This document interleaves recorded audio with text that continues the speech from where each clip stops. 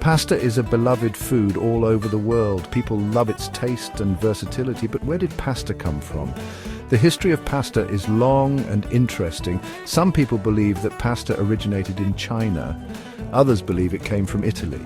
No matter its origin, pasta has been enjoyed for centuries. In Italy, pasta became a staple food. People made pasta by hand, using simple tools. They created different shapes and sizes. Each region of Italy developed its own unique pasta dishes. Pasta starts with a special type of wheat called durum wheat. Durum wheat is hard and has a high protein content. This makes it perfect for pasta making. The journey from grain to pasta begins with harvesting the durum wheat. Farmers harvest the wheat and then it's threshed to separate the grains. The grains are then milled into a fine flour called semolina. Semolina flour is the main ingredient in pasta. The quality of the semolina is crucial for the taste and texture of the final pasta product. Making pasta dough is a simple process. It involves mixing semolina flour with water. The ratio of flour to water is important. Too much water will make the dough sticky. Too little water will make it dry and crumbly. The dough is then kneaded.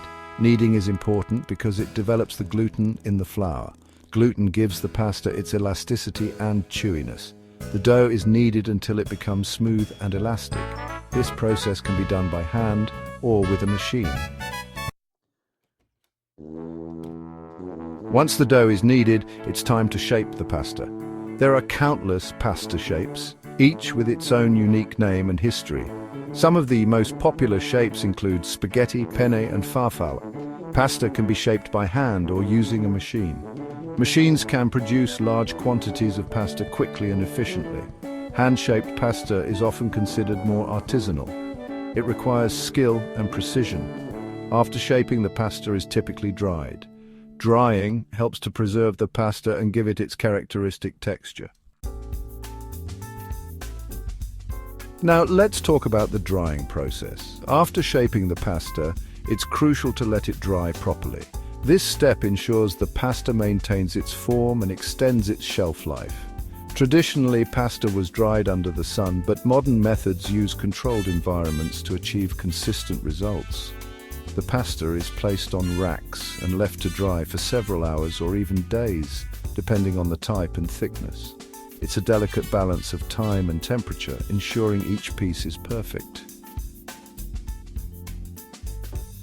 Once the pasta is dried, it undergoes rigorous quality control. Each batch is inspected to ensure it meets the highest standards.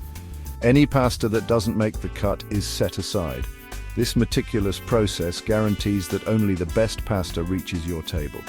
After passing quality control, the pasta is packaged. It's carefully placed into boxes or bags, labeled and sealed to maintain freshness.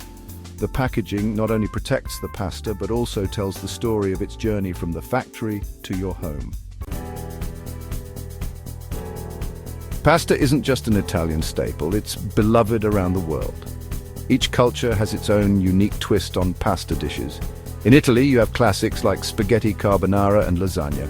In Japan, there's ramen, and in China, you'll find delicious noodle dishes like lo mein. Even in America, pasta has been embraced with dishes like macaroni and cheese. This global love for pasta showcases its versatility and universal appeal. And there you have it, the fascinating journey of pasta from raw ingredients to your plate. It's a story of tradition, craftsmanship, and passion. Next time you enjoy a bowl of pasta, you'll appreciate the intricate process that goes into making this beloved dish. Thank you for joining us on this culinary adventure. Buon appetito.